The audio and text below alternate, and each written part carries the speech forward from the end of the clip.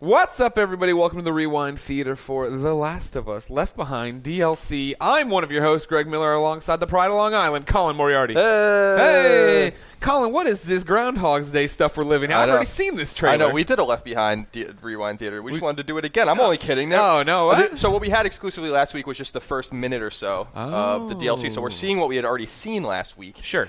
If you didn't watch the DLC trailer. And you didn't watch the Rewind like an idiot. Yeah, Here, first off, I want to point out the pillow thing again. Yeah. Remember the... Neil Druckmann. You know all about it, Neil Druckmann. tweeted at me about it. You got to get that... Here you go, ladies and gentlemen. This is inside game developer stuff, right?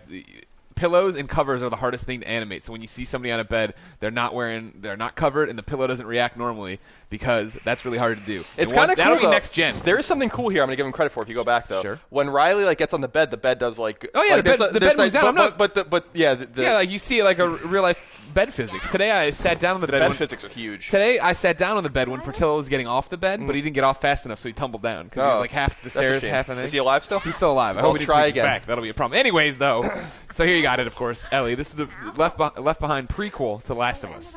So none of the stuff that happened in Last of Us has happened yet. American Dreams. Yeah, exactly. So that if you remember The Last of Us American Dreams from Dark Horse, that was the comic book. Then there was the game. This goes right in between them. How did a horse make a comic book and then a dog make a video game, Greg? You ever think about that?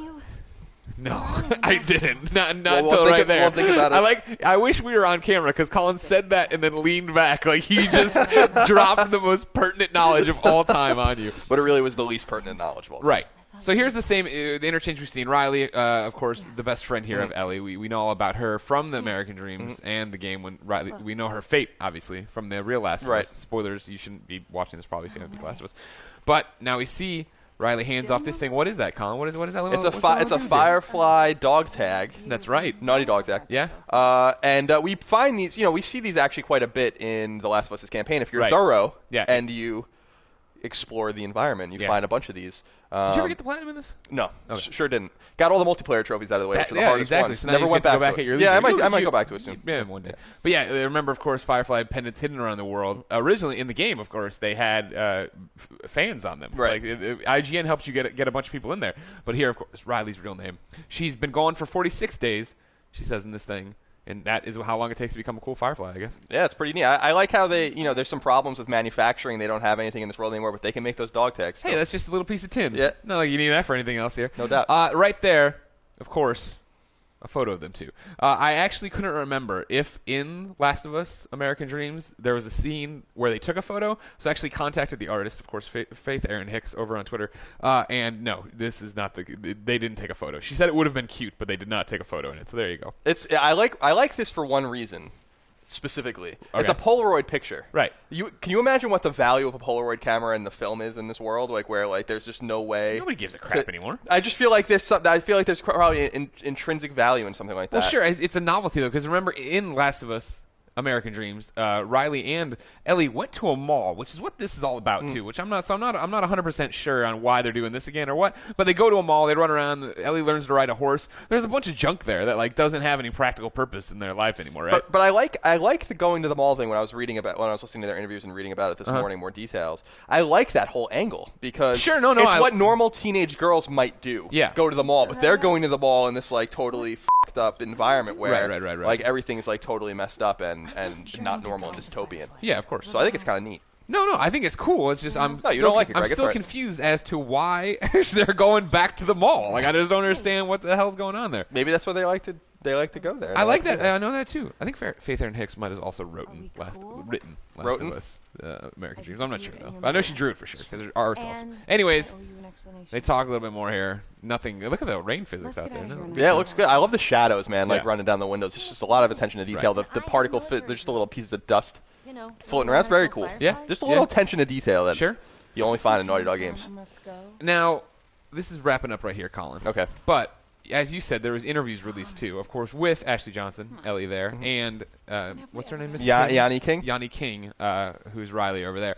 One of the interesting things actually was, obviously their relationship, yada yada yada, actor speak. But then when they got the developers on the camera, they were talking to the developers. They were talking about that, one of the changes for the DLC is now the fact that you are fighting both enemies at once. You're going to have, real human beings out after you, and you're going to have infected there. You can play them against each other. I'm so happy that, that they're doing this, and when they were talking about it originally, they're like, we're setting this up, and I was like, oh god, are they going to introduce another form of infected that somehow isn't in the original? Exactly, they show the infected. Yeah, I was afraid of that too. Because games do that sometimes, and I don't like that very much.